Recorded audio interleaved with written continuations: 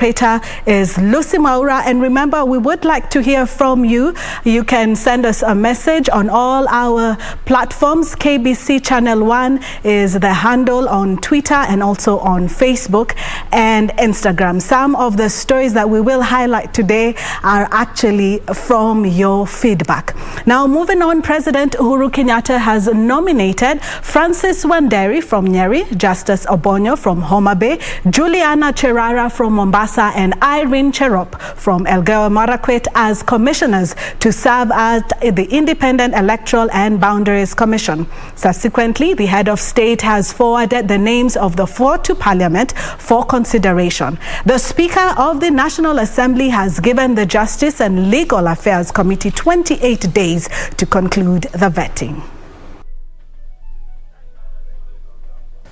Act number 33 of 2011 is now seeking the approval of the National Assembly on the appointment of the following nominees. Number 1, Ms. Juliana Honge Cherera. Number 2, Mr. Francis Matenge Wanderi. Number 3, Ms. Irene Cherop Masit. Number 4, Mr. Justice Obonyo Nyangaya. I hereby refer the message together with the curriculum vitae of the four nominees to the Departmental Committee on Justice and Legal Affairs for the committee to undertake the necessary approval hearings. The committee should expeditiously notify the nominees and the general public of the time and place for holding the approval hearings. Deputy President William Ruto has brushed off calls by his political opponents to officially announce his exit from the Jubilee Party ahead of the 22 general elections. Speaking after a parliamentary meeting of legislators allied to his camp at his private residence in Karen, the Deputy President said he is not a guest in the Jubilee Party despite appearing as an outsider. Ben Chumba reports. A few days after he was blocked from leaving the country for a private visit to Uganda, Deputy President William Ruto hosted 135 legislators early to his camp at his current residence in Nairobi. Dressed in the UDA party black and yellow colors, the Deputy President led his political brigade to brush off calls to officially exit from the Jubilee Party. We are not guests in any place. We join parties by choice, and you live by choice. So nobody should be bothered, and nobody should ask anybody why you are still here. In yet another clear indication of broken relations with the party under which they were elected, the legislators claim the Jubilee Party has collapsed. Regrettably, the NASA coalition, its principals, and their Jubilee collaborators took the government hostage, hijacked its agenda, and completely destroyed the governing Jubilee Party and dismembered the entire opposition coalition. The meeting centered on the political situation in the country and the 2022 campaign roadmap. The DP taking the opportunity to hit at his opponents, accusing them of insulting the bottom-up economic model he believes will solve the challenges facing the country. They should equally explain to the country how their trickle-down economic model that has not worked for the last 50, 60 years is going to work this time round. So we want the people of Kenya to choose between us and them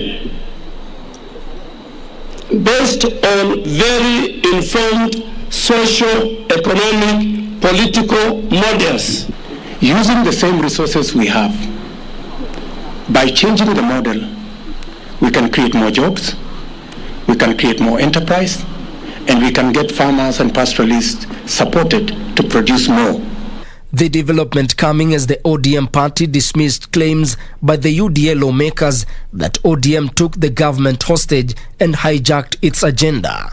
In a statement, ODM Secretary General Edwin Sifuna instead accused the DP's allied lawmakers of blaming their self-inflicted problems on everyone. With less than a year to the 2022 general elections, political parties across the country continue to convince Mwananchi. The United Democratic Alliance says it has the secret and a turnaround strategy of the country's economy. Ben Chumba, Prime Edition. Postmortem done on Thursday on bodies of two brothers who were found at Embu Level 5 Hospital mortuary reveals that the two died from head and limb injuries. According to the family lawyer, Mushangi Gishugu says both Benson Jiru and Emmanuel Mutura were hit with a blunt object. The family advocate says Jiru's body had multiple injuries on the head, broken limbs, indicating that he might have jumped from a moving vehicle. However, Mutura's body had no injuries except on the head, an indication he was hit with a blunt object, nullifying the notion that the boy jumped from a moving vehicle. The Benson one is consistent to what the police said. He might have jumped from the vehicle because there are broken ribs and then there are those bruises in his body. But now with the second one, there is not any bruise, there is not any broken rib. He only has head injuries in his body. Gishugu said the family will pursue the criminal justice system to ensure justice is accorded to the family of the deceased. We are very much concerned and interested in this matter. We will be pursuing to ensure that the family gets justice. We want them to do investigation. If there is anyone involved, let them be taken to court so that our late children can get justice. Tension has remained high in Kianjokoma Trading Center, Embu North Sub-County, as locals and residents engaged police in running battle. Following the confrontation, one person died on the spot after he was shot in the head by the police. Suleiman Yeri, Prime Edition. Now to the COVID report, where the country has recorded 1,571 COVID-19 positive cases Thursday from a sample size of 9,065 tested. This translates to a positivity rate of 17.3%. The total confirmed positive cases are now 208,262, and cumulative tests so far conducted are 2,166,046. On a positive note, 4,497 patients have recovered from the disease, with 4,335 from home-based care and isolation program, while 162 are from various healthcare facilities across the country. On a sad note, 32 patients have succumbed to the disease, 3 of them in the last 24 hours, while 29 are late deaths reported after conducting facility audits on diverse dates, according to a statement by the Ministry of Health. The total fatalities now stand at 4,057. Meanwhile, a total of 1,750,260 vaccines have so far been administered across the country. Well, still on COVID, Health Cabinet Secretary Mutahi Kagwe is warning Kenyans not to be enticed to political gatherings and later end up mourning. Kagwe said such meetings and funerals are now super spreaders of coronavirus and is incumbent upon everybody to think of their safety. Kagwe was speaking Thursday when he hosted his Tanzanian counterpart, Dr. Dorothy Gwajima, who is in the country, to find modalities on how the two countries can harmonize the COVID-19 guidelines to ease cross-border movement.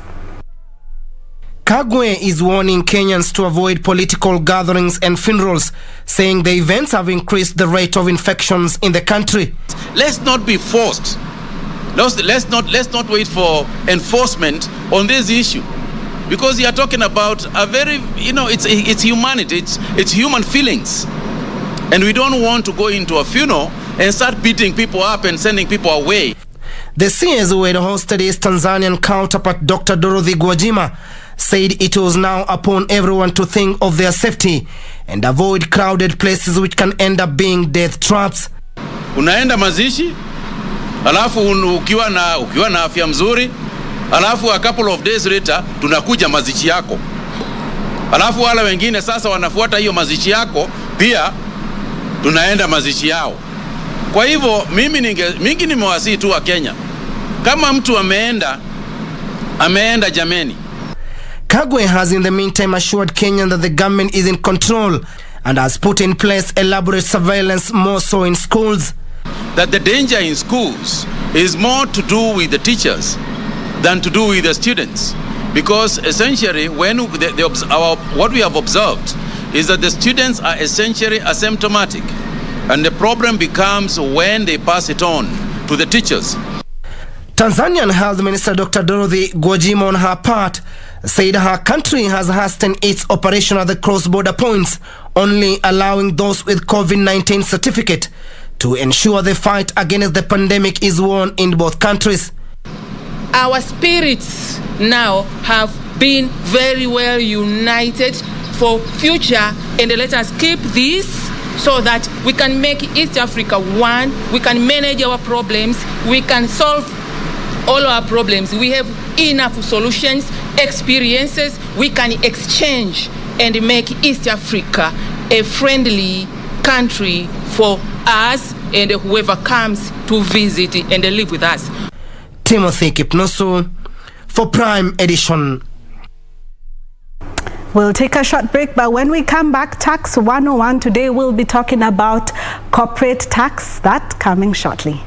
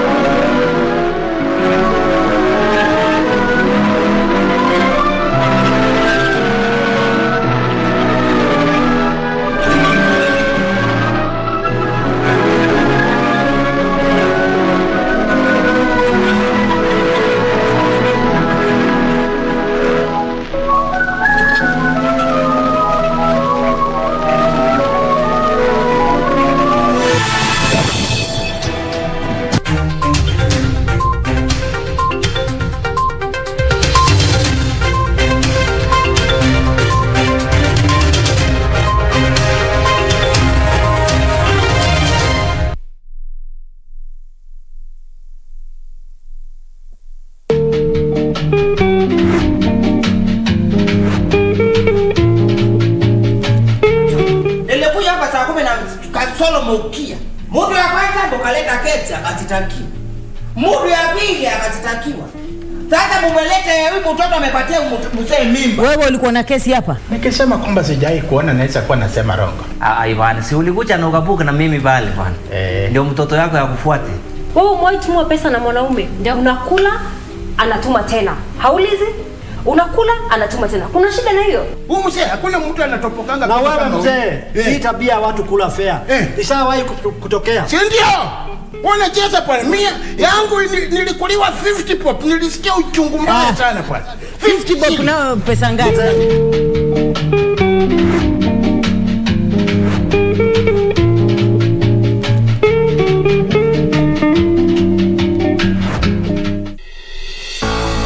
The global spending on research and development reached an all-time high of $1.7 trillion in the year 2020. And 10 countries account for 80% of this budget. And Kenya is not a member of this elite club. We are training our people, we are guiding our people so that they don't only depend on buying what is coming from abroad, but developing their own and also competing with the chance that they are, and they'll reach there. This week on Inside Government, our focus is on R&D, the hit and the misses, and of course, the lessons learned. Right here on KBC Channel 1.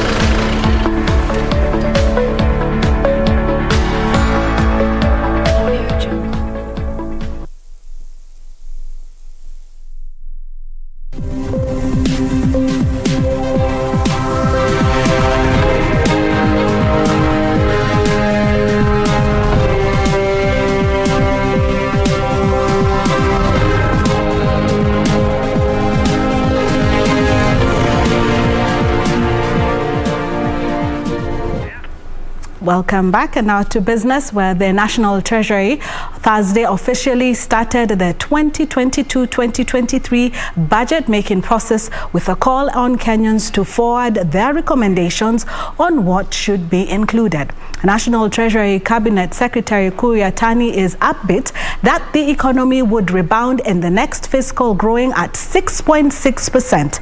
Yatani, however, says the COVID-19 pandemic and political activity are risks that could erode investor confidence and affect growth.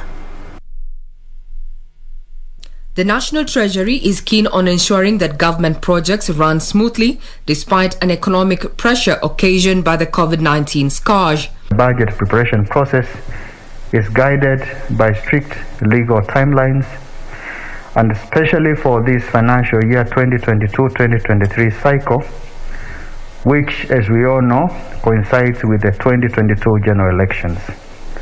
I therefore wish to urge sector chairpersons and accounting officers to give this process personal attention, please.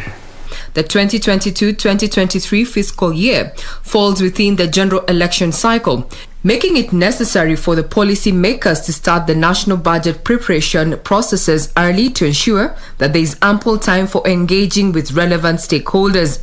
In addition, the government should embrace the performance contracting as a way of improving efficiency, as well as create employment opportunities for the youth.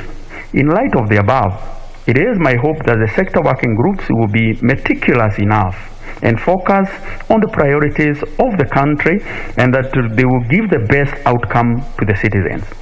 Policymakers plan to prioritize and allocate resources to areas that will address unemployment, health challenges, and income inequalities occasioned by the COVID-19 pandemic. Rotich is upbeat that the economy would rebound to the government's medium-term growth targets of more than 6% in 2022, with coronavirus and politics ahead of the general election being key risks. Regina Manyara reporting for Prime Edition. At a time when counties are struggling with limited resources, the county of Mandera is looking within its borders for potential revenue-generating opportunities. Now, the Rock Hill at Takaba is on its radar. But how will a rocky hill translate into the much-needed county revenue? Our reporter Aidan Ibrahim traveled to Takaba and filed the following report. Welcome to Takaba town in Mandera County.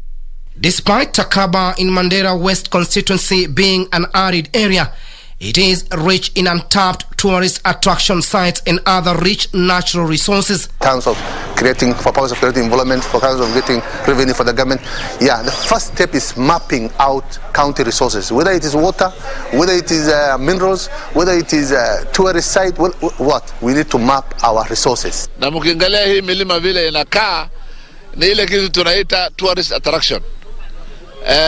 Tourist attraction hatungeweza kufanya vile inavyotakikana hapa kwa sababu ya mabarabara. Such as the Rock Hill of Takaba. Residents of Takaba enjoy an outing here, especially during festivals, as was the case recently during the Eid celebrations. Utaona watu hapa, utaona wazungu ambao wanakuja kupanda hii milima na watalipa. Sisi sasa ni yetu, hatutalipa, tutakula polepole, tutajienjoy polepole naye. Lakini iko wengine watakuja, tutawalipisha kwa sababu hii ni rasilimali yetu ya Mungu ambao Mungu ametupatia. Na ile zingine zaidi ya tourist ya milima, watu wanaenda hiyo milima hiyo side mzuri kama outing watoto wakati ya Eid ya sherehe. The Rock Hill of Takaba has attracted investments, especially in hospitality industry. Anaenda kwa milima. Hiyo milima ndio natembea mzuri sana juu yake. Na angalia na biga bicha.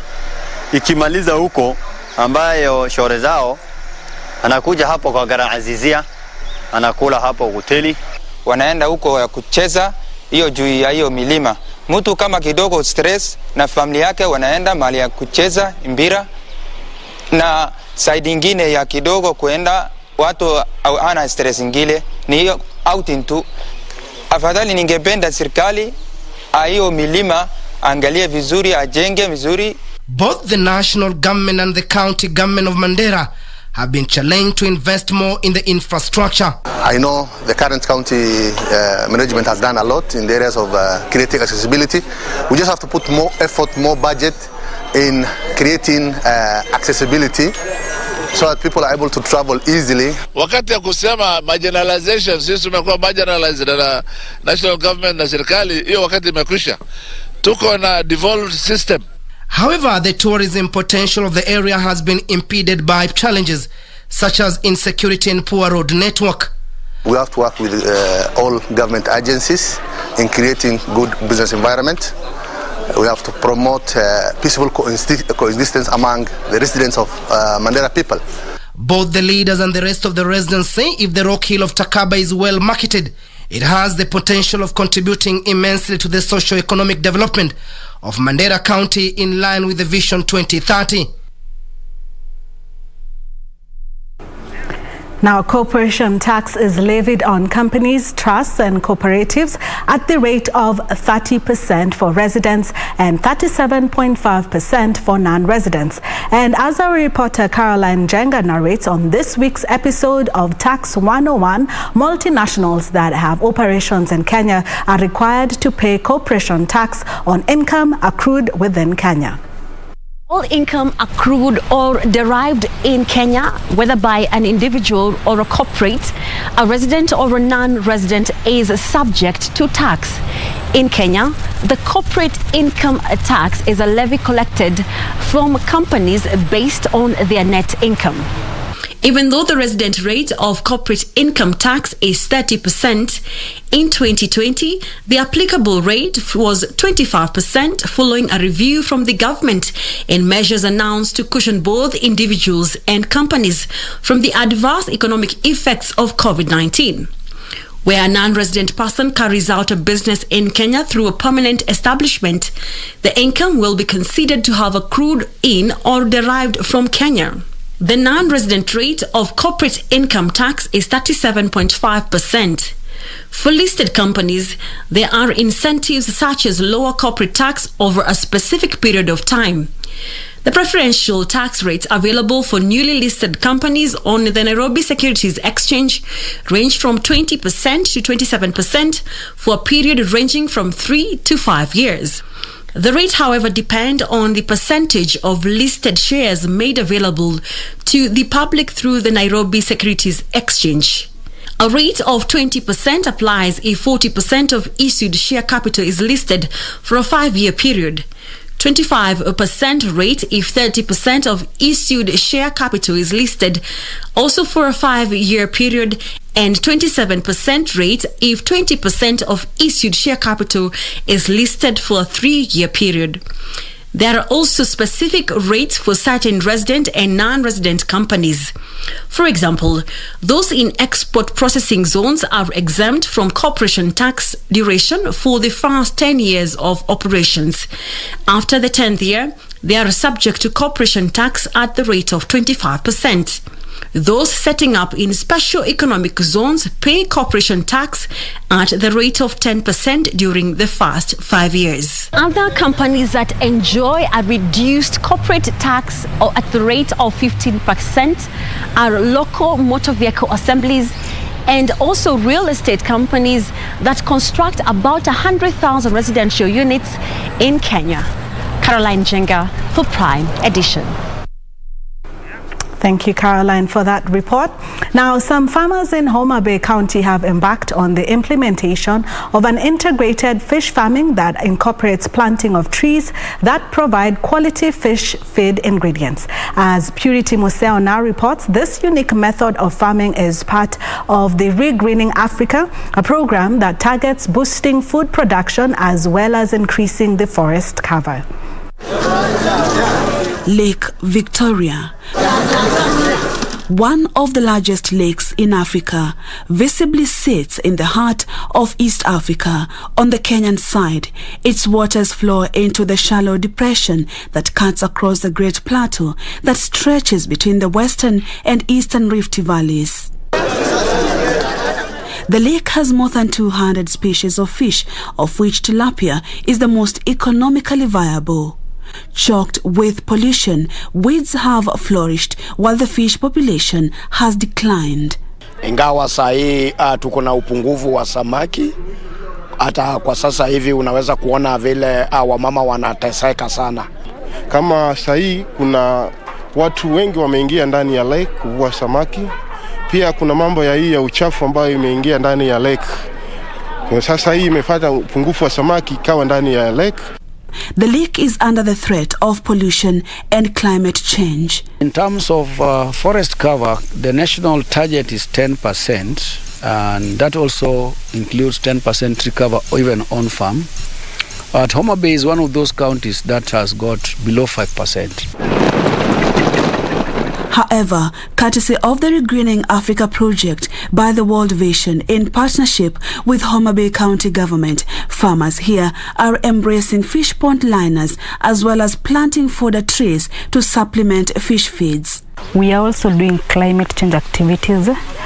We are also promoting energy conservation.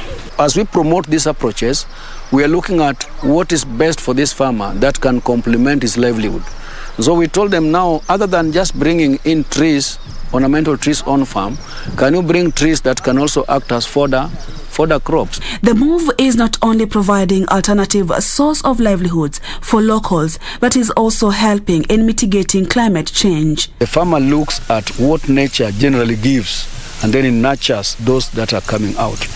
Now the thing is that when you cut a tree, for example, that tree will not die because underneath you have not destroyed the roots. The root system, the root network is down there. So if this thing is given time to resprout, it will come up.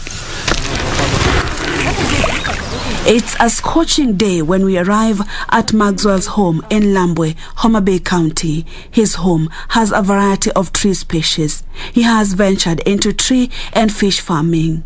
We started off by digging a borehole.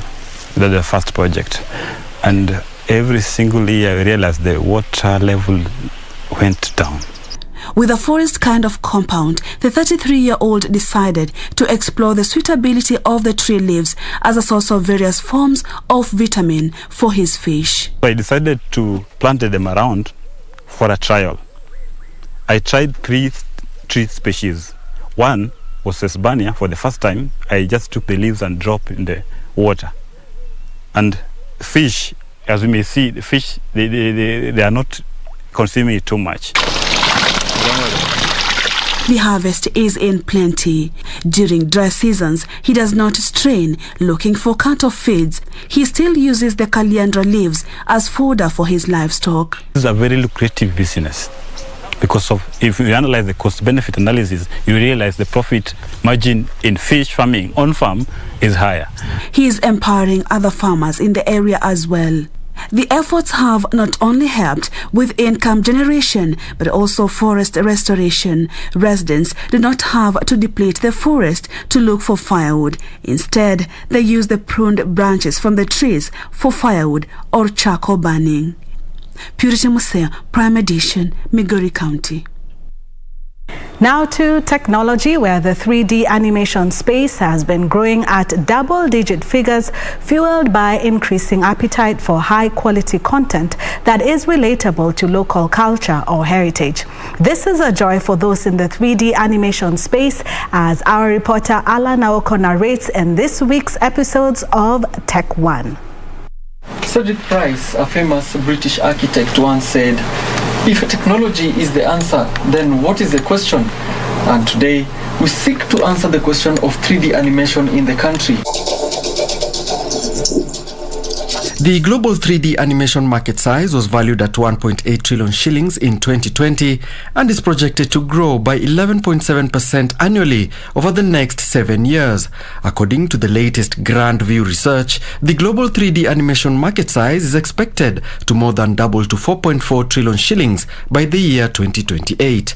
These figures remain foreign, at least for Kenya, where 3D animation is just developing. 3D animation is still, we could say it's still at a nascent age. I don't know whether that's the right word. There's still few practitioners, few full-time practitioners, but it's growing. There's some recognition, there's been some ads, and a little bit of short-form communication. You can also... Meet Josephat Nyakundi from 3D Africa in studio working on a client's project. Then I'm just going to do a test render. Nyakundi says despite industry drawbacks, Kenyans have begun embracing stories told from their own perspectives. I think if you look at the two last 3D animated projects that we did Lady Moran, which was nominated for Kalasha. We came second. We came second on the voting platform, and then we have also done the new Book of Ka, which is an animated series which we are showing through our pay-per-view site www.bookofka.com. So what we are trying to do is we are trying to bring awareness and at the same time tap into these stories that Kenyans want to hear, they want to watch, and not necessarily every Kenyan, but those who are fans of 3D animation and gaming. Given the growing adoption of visual effects technology in movies and games and increasing demand for high-quality animation, Nyakundi expects a promising future for animators. If you want to jump into the professional space, there may be additional investment. But if you are at the basic level, there shouldn't be a real barrier in terms of how you can acquire the equipment. There's also resource centers like the Kenya Film Commission. They have a fully furnished resource center for 3D animation. You can book a space there. In fact, I think right now there's not so much traffic. You can get a whole day with a machine, produce something. Nyakundi tells us that, for instance, a 24-minute 3D animation episode, depending on custom designs and client specifications, will cost you not less than 400,000 shillings. Invest in 3D animation, invest in gaming. Because currently what we are doing is trying to show that there is a viable business opportunity. Because if you look at majority of the games and animations that are being shown throughout the world on international platforms, there is a lot of investment. Even as animators like Nyakundi hope that most Kenyans will embrace 3D animation, he says the industry now needs business support and favorable policies. The very unique space of 3D animation, and of course we're looking forward to the growth of this industry, and of course we keep on updating you as the viewer about this technological space and the exciting things within this area. I'm Alan Aoko for Tech One. Wow, the power of telling our own stories. Thank you, Alan, for that story. Now, macadamia farming has started to gain prominence in Kiambu County, with farmers attracted by high returns. Farmers such as Samuel Maura say that they have opted to replace coffee bushes with the less labor-intensive macadamia to reap the higher earnings. Here is our reporter Benson Rioba with the details.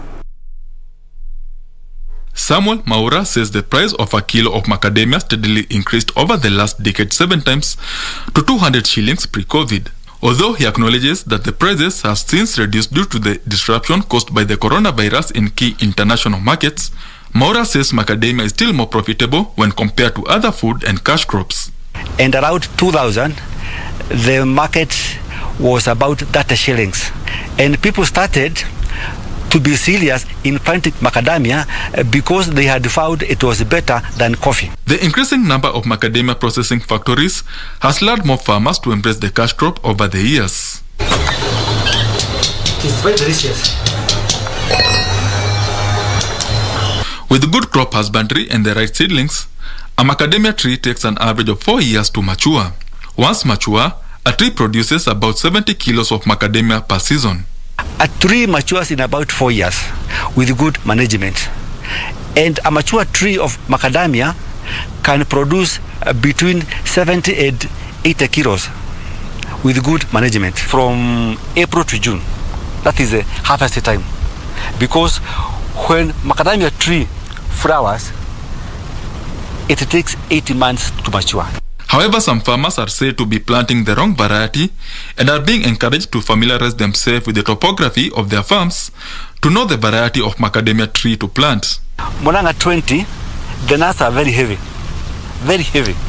So, because this is agribusiness, we sell weight. So Moranga is best in weight. But when we come to Kiambu, the tree is very big. As you can see here, it is very big with so many nuts. So it also can produce about 70 to 80 kilograms per season per year. Maura says the national and county government should create interventions in the macadamia value chain, such as subsidizing fertilizer and farm inputs. I would like the government to assist the farmer. Farmers, macadamia farmers should be assisted like coffee farmers, tea farmers, maize farmers, and other farmers like fish farming with loans, advisories. Processor of nuts cannot export his or her nuts with the shells. I would like the government to change that policy so as a farmer or a processor can sell the nuts anywhere in the world with the shells. He hopes prices in the international market will pick up as more countries enforce COVID-19 interventions, such as the COVID-19 vaccination. Macadamia farming has been good to me. I have built a good house. I have educated my children. Benson Rioba reporting for Business Insight. We take a short break, but when we come back, stakeholders in the tea value chain are calling on the government for electricity rebates. That story and much more coming back shortly.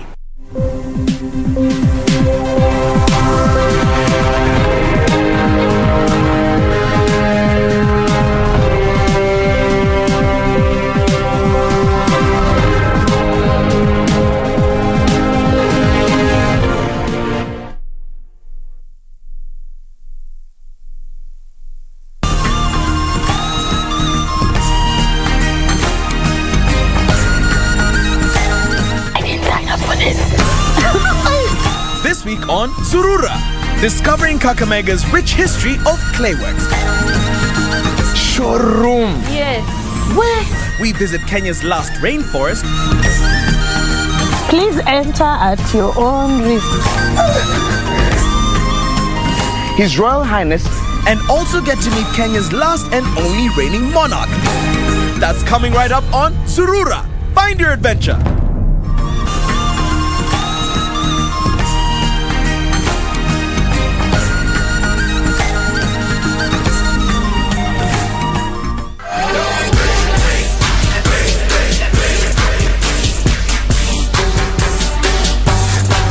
Your name is Filthy Tom Waller and you're the MLW World Champion.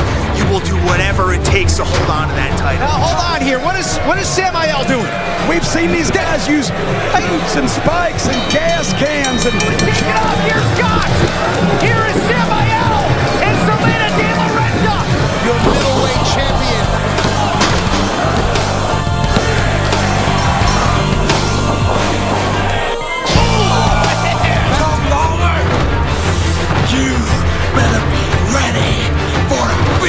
Get used to seeing this sight.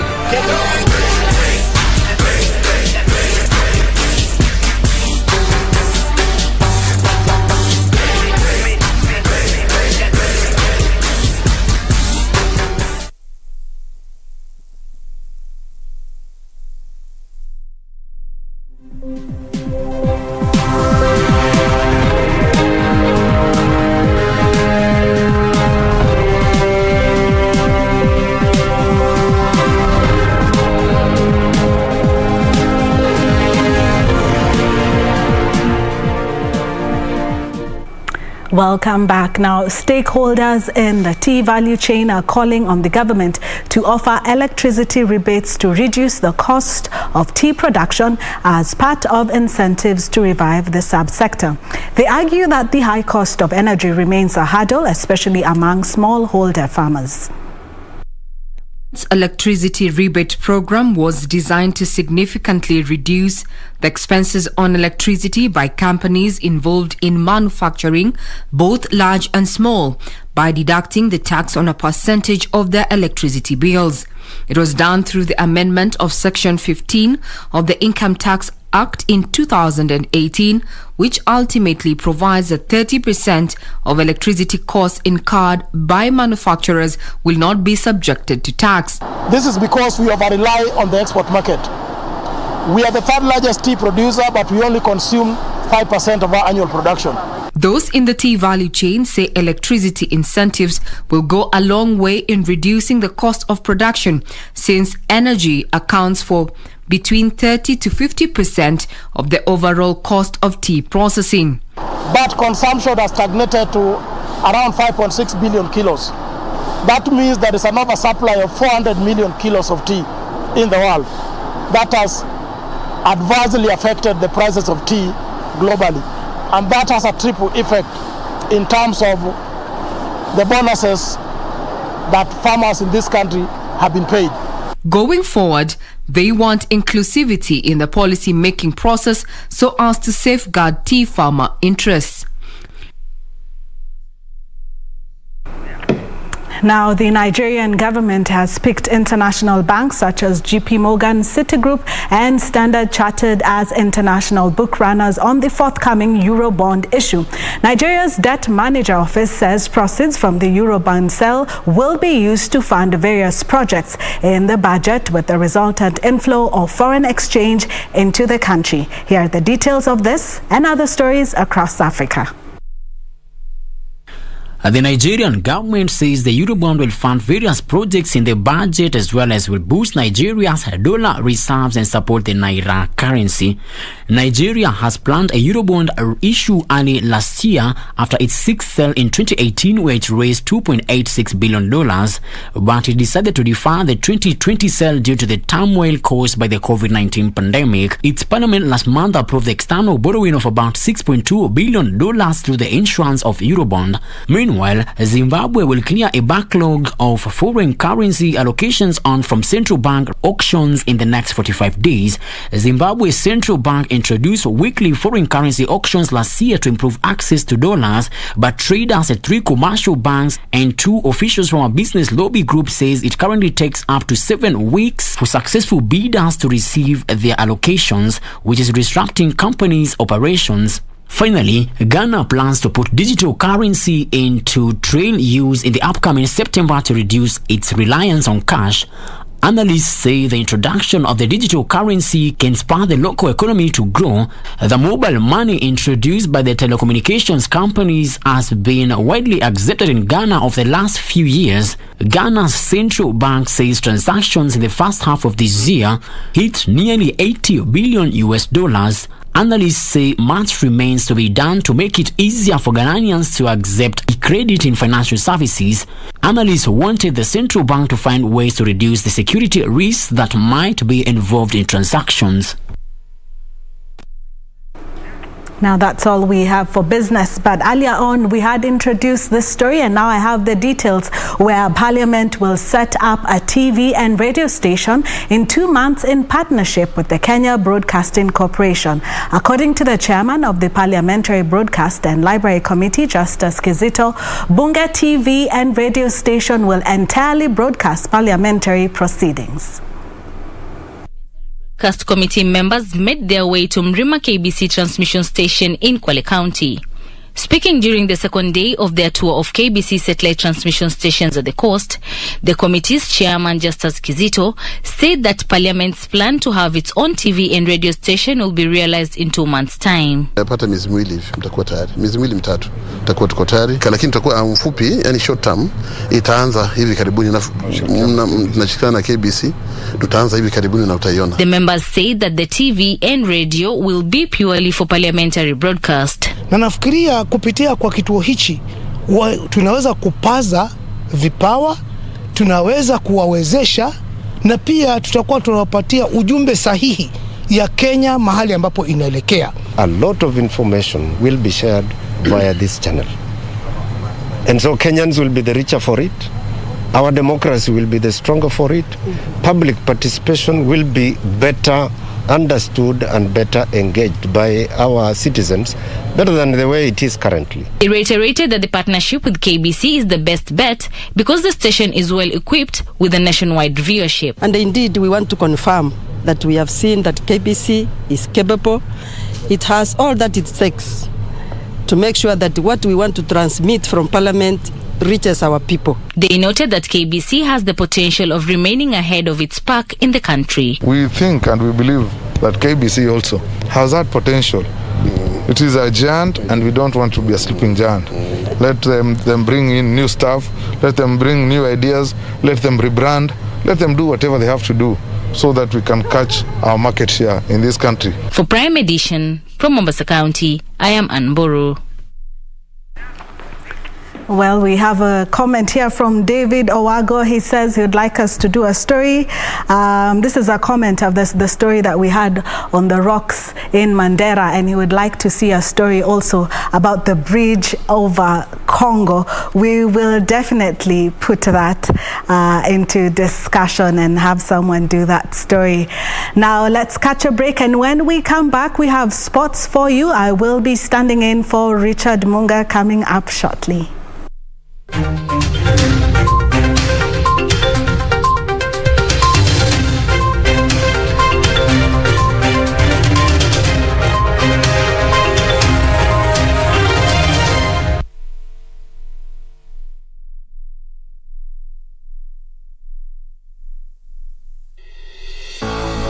The global spending on research and development reached an all-time high of $1.7 trillion in the year 2020.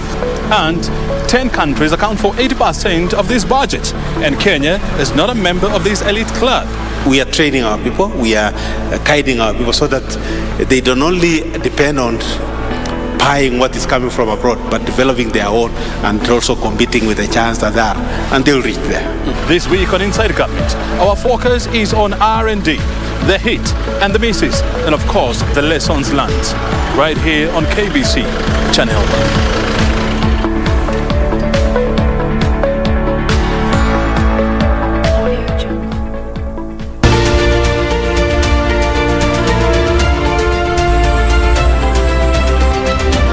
My name is Rosemary Warongo and I'm a wildlife warrior. The Grevy's zebra is one of Africa's most endangered animals. In Kenya we have 2,812. How they live as families, it's just like the way we live at home. All you need is a camera. Take a photograph. I just take the image and drag it in the software. Upload it onto the website and participate as a citizen scientist. This is Wildlife Warriors. And I'm Paula Cohon.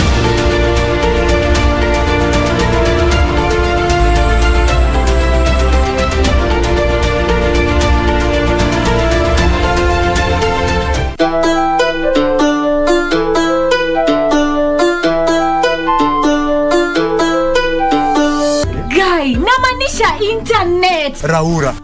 Ai! Diwat Kiswahili kucho. Patie mtoto ya ng'ombe maji. Sasa tutafanyaje? Fanyaje? Okoka. Msichana ya kanye ni wewe. Babe. Mama nauliza kwenyu ni wapi? Oh, mimi natoka Nairobi West. Tom. Fundisha mtoto wako adabu. Oh, wacha nao. Mimi natoka Baba Tiff, natoka mama. Wewe unatoka Kokorioko. Mimi kisapatia nyakwara yangu hivi. Mama, adwani mundi dhibe piny mos. Mayo jana ropa.